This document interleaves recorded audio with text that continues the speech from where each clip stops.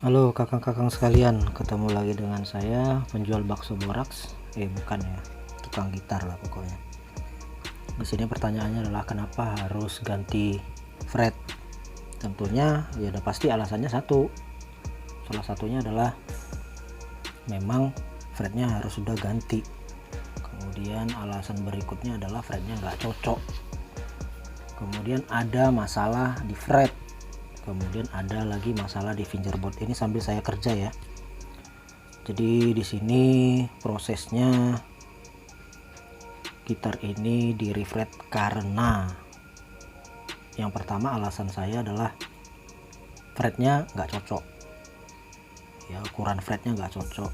Kemudian ada masalah ya, tapi nanti bakalan ada di video berikutnya. Tapi kita lihat dulu prosesnya, proses pencabutan, kemudian pengukuran ya. Di sini ukuran fret sebelumnya adalah 2,6. Nanti yang saya ganti adalah fret Dunlop favorit saya, Jim Dunlop, ukuran narrow and tall.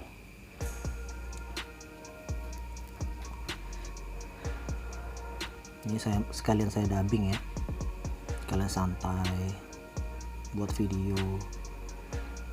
Itu saya lakukan pemanasan dulu di fretnya, kemudian dicabut pelan-pelan, santai, nggak usah buru-buru. Ini nggak perlu pakai chip stopper ya, karena sudah pro. Pro iya. Ini adalah gitar yang udah pernah saya beli sih sebenarnya. Saya beli dari seorang teman, kemudian mereknya saya ganti. Jadi di sini masalahnya ada beberapa masalah sih sebenarnya semenjak beli, tapi nanti bakalan saya kasih tahu. Ini saya lakukan dulu penghalusan bibir slot fretnya supaya halus, karena kita kan nggak tahu, kita coba dulu. Karena kalau nggak kita coba ya kita nggak bakalan tahu kan. Jadi sesuai prosedur aja. Kalaupun nanti kita level ya nggak bakalan rusak bibir slot fretnya, sambil merokok santai ya kan.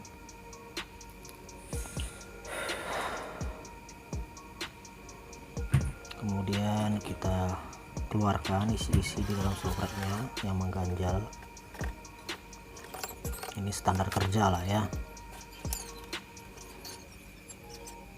Nah ini setelah jadi halusin, udah dibersihkan.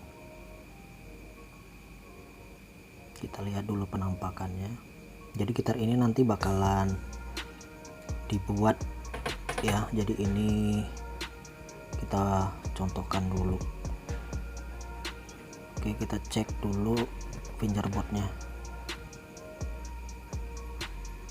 Nah ternyata ada masalah di fingerboardnya. Terus kita bersihin dulu bagian-bagian truss rod nutnya, karena ya kita upayakan dulu gitu ya, kita upayakan dulu supaya bisa tanpa harus leveling fingerboard. Kita lihat lagi kondisi fretboardnya, ternyata masih memang gak beres.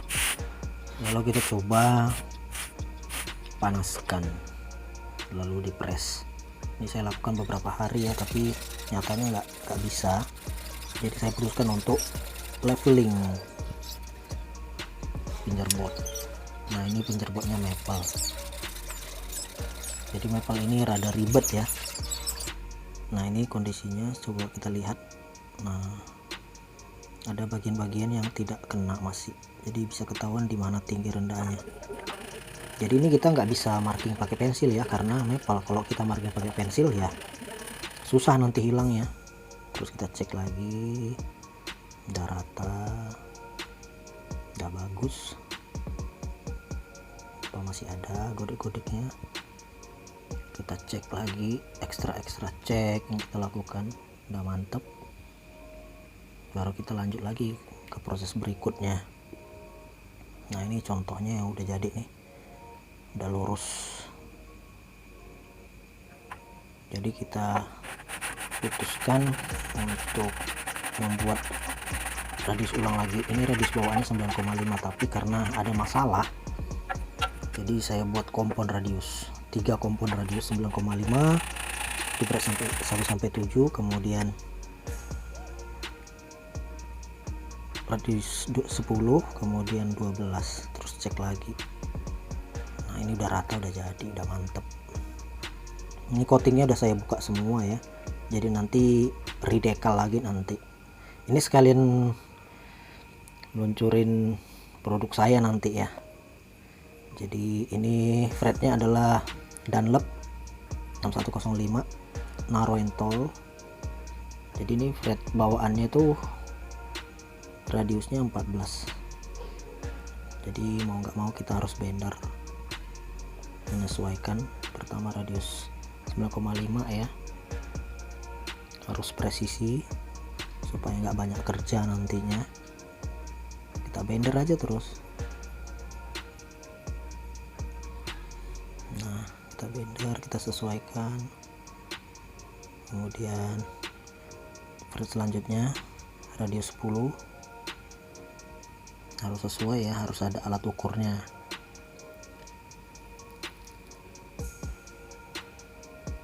Ya memang maple ini memang agak ribet ya, karena setelah kita copot coatingnya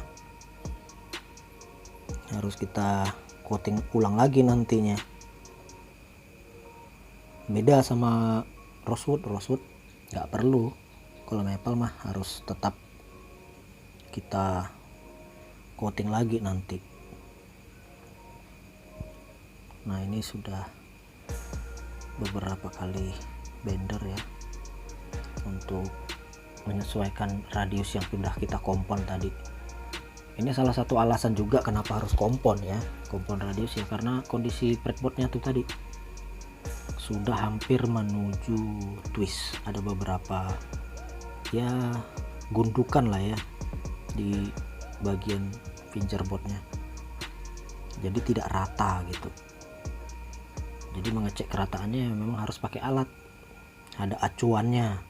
Jadi kalau nggak ada acuannya ya susah. Nah ini sudah jadi, kita ekstra cek lagi supaya tidak kerja berulang-ulang. Jadi memang harus make sure fretnya sudah benar-benar sesuai apa tidak. Ini fretnya Jim Dunlop ya, ini favorit saya memang, nickel silver di gitar ini. Jadi nantinya gitar ini bakalan ada nanti yang kita jual neck ya. Jadi yang udah jadi, mudah-mudahan aja proyekannya lancar ya. Body neck atau memang nanti pengen buat gitar sih dengan brand sendiri. Ini kita pasang fretnya, sebelumnya kita pasang dulu lemnya, pakai lem putih aja. Tapi nanti bakalan ada lagi treatment berikutnya ya, nggak cuman cukup itu. Kemudian penyesuaian insert fretnya, karena kita pakainya arbor fret press. Jadi jatuh-jatuhnya ini seperti mod lah ya, modifikasi, tapi modifikasi yang menguntungkan ya di bagian playability lah tentunya ya.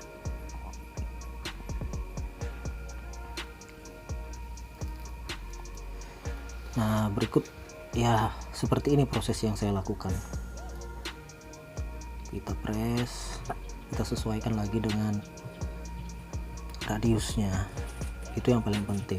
Makanya harus make sure benar-benar pas, lalu kita potong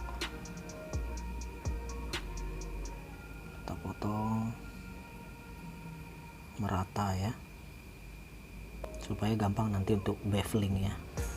Kita lanjut lagi, kita press lagi setelah kita cabut, setelah kita potong,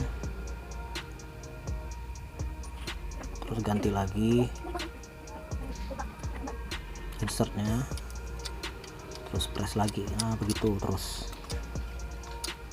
Ya memang ribet sih, refret itu memang tidak mudah. Dipasang lem, kemudian disesuaikan lagi, di fitting, dipaskan lagi, terus sesuaikan lagi insert radiusnya, yaitu radius 12 karena ini 3 kompon radius ya. Ini ada suara tetangga, jadi ya begitulah, namanya juga dubbing ya. Jadi gitulah Kang prosesnya. Nah ini udah jadi, jangan lupa ngopi Kang, karena kopi memberikan energi dan inspirasi Cile. Kemudian lanjut beveling, belum ya, salah lagi tuh. Nah ini salah satu trik saya nih, salah satu trik Defender juga, supaya waktu beveling tidak bergerak lagi fretnya. Nah,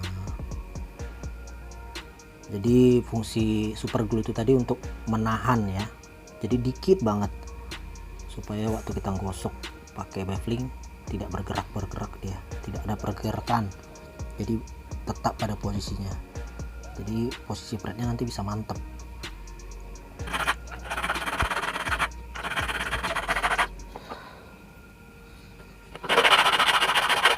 Nah dilihat-lihat aja lah, pokoknya prosesnya kayak gini lah. Wah lihat tuh ototnya tuh, wah nampaknya bekas binaraga, wah nampaknya ototnya besar banget. Siapa tuh?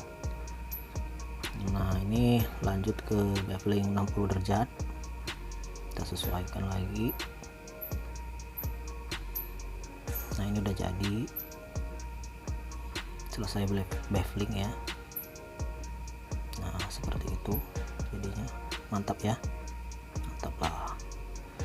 Lalu kita bikin line, semacam line garis pakai spidol sebagai penanda waktu kita melakukan leveling. Nah seperti ini levelingnya. Ini banyak dipercepat ya, karena ya bisa panjang banget nanti, tapi ya seperti inilah prosesnya. Ini saya ambil lagi di bagian fret-fret ujung, karena tuh garis 12 kan lebih flat, jadi harus memang dapat dia nanti. Nah ini tahap fret and dressing, saya melakukan fret and dressing 2 kali. Kenapa? Karena ini fretnya narrow and tall, jadi kalau narrow and tall itu butuh treatment khusus. Karena apa? Karena fretnya tinggi. Jadi banyak orang yang bilang kalau narrow and tall itu bakalan gak enak nih karena tinggi. Ya tergantung gimana eksekusinya. Kalau eksekusinya benar bakalan enak. Jadi kita bikin dia ini smooth, jadi waktu proses main slide dia bakalan lebih enak. Jadi ini sudah tahap akhir ya di segmen ini, jadi saya undur diri dulu, nanti bakalan lanjut lagi di video selanjutnya. Selamat hari gini Kakang, salam cinta dari saya, sampai ketemu lagi.